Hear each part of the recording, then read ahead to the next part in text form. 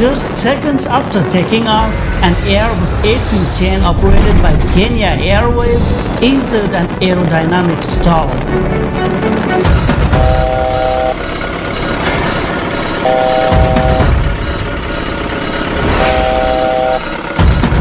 The plane climbed to 300 feet, but suddenly it began to descend.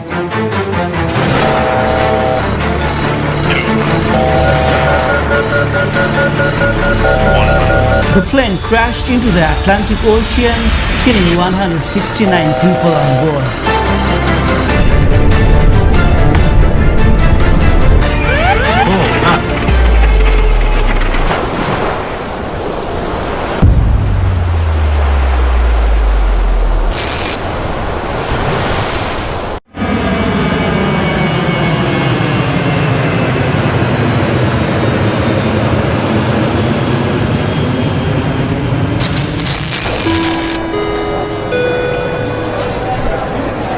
30 January 2000.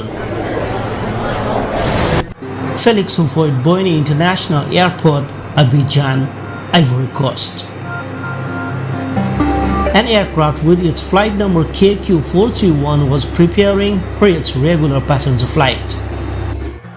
The flight was destined for Nairobi, Kenya, with a stopover in Lagos, Nigeria. The flight originated in Nairobi as Flight KQ430 and was supposed to land in Abidjan after a stopover in Lagos. However, due to the poor weather condition, the plane was not able to land in Lagos.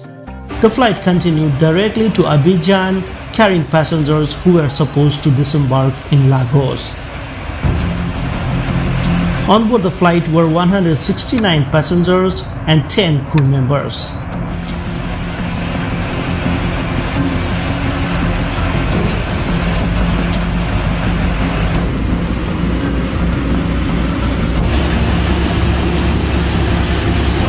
In the command of the flight was Captain Paul Muthi, 44. He was an experienced pilot. He had logged 11,636 flying hours, including 1,664 hours on the Airbus A310. He qualified as an A310 pilot on 10 August 1986. Assisting the captain as the first officer was Lazaro Mutumbi Muli, 43. He had 7,295 hours of flying experience, with 5,768 of them on the Airbus A310. He was the pilot flying on this flight. Both pilots had performed 4 landings and 4 takeoffs on the type at this airport.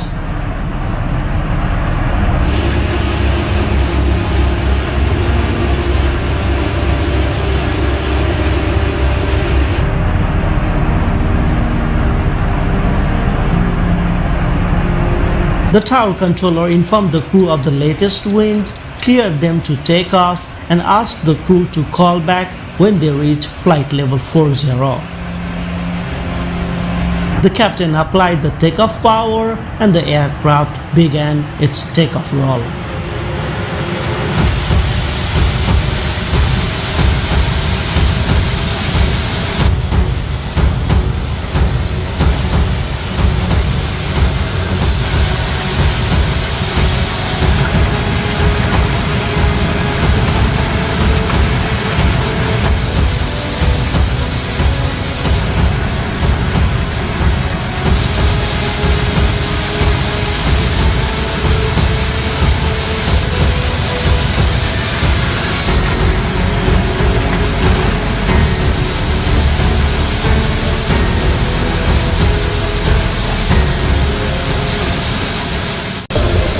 The plane was climbing normally.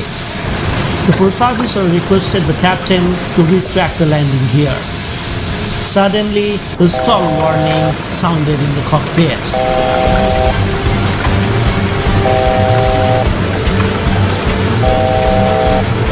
Due to the warning sound, the captain forgot to retract the landing gear.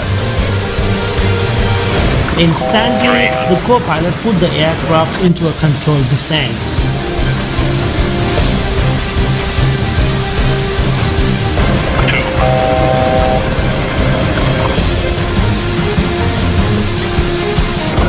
All the alarms made the crew more confused. By this time, the captain had realized that they were close to the ground. 70, 60, 50,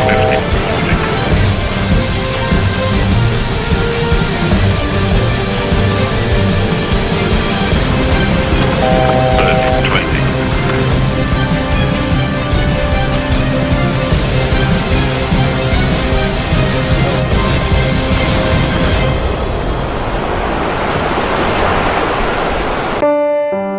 The aircraft crashed into the Atlantic Ocean 2 kilometers east of the airport. The aircraft was destroyed by the impact forces.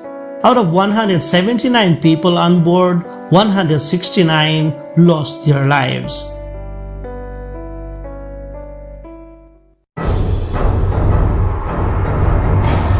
A state-of-the-art aircraft, the Airbus A310 took off at night. It climbed to 300 feet, stalled, and crashed into the Atlantic Ocean. Were there any technical difficulties in the aircraft, or was it the crew error? Let's try to find out with the help of the investigation report.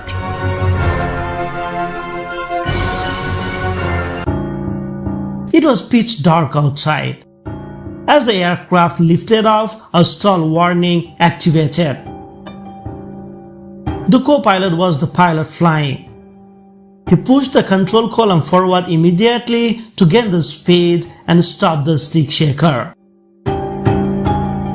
As what is written in the procedure in Airbus Flight Crew Operation Manual, in case of the presence of a stall warning with the activation of the stick shaker, the flight crew should immediately and simultaneously apply full maximum engine thrust and reduce the aircraft's pitch attitude and should remain in that position until the stick shaker stops.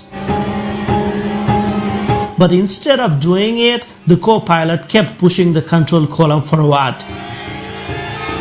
By the time the captain realized that the plane was going to crash and told the co-pilot to go up, it was too late.